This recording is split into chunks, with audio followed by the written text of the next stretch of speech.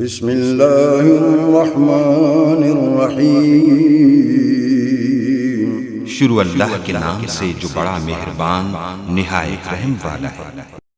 يسألونك عن الشهر الحرام قتال فيه قل قتال فيه كبير وصد عن سبيل الله وكفر به والمسجد الحرام وإخراج أهله منه أكبر عند الله والفتنة أكبر من القتل ولا يزالون يقاتلونكم حتى يردوكم عن دينكم إن استطاعوا ومن يرتد منكم عن دينه فيمت وهو كافر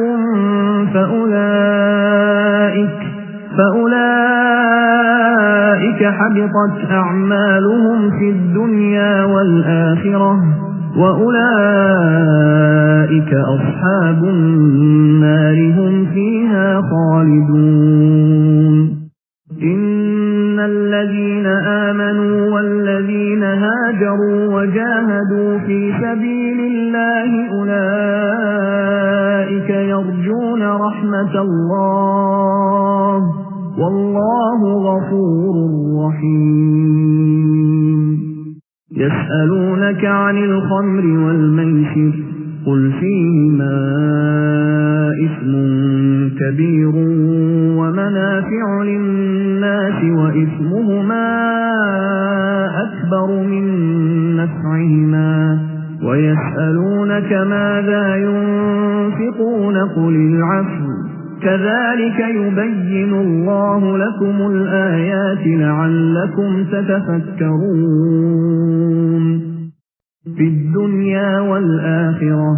ويسألونك عن اليتامى قل إصلاح لهم خير وإن تخالطوهم فإخوانكم والله يعلم المفسد من المصلح ولو شاء الله لأعنتكم إن الله عزيز حكيم.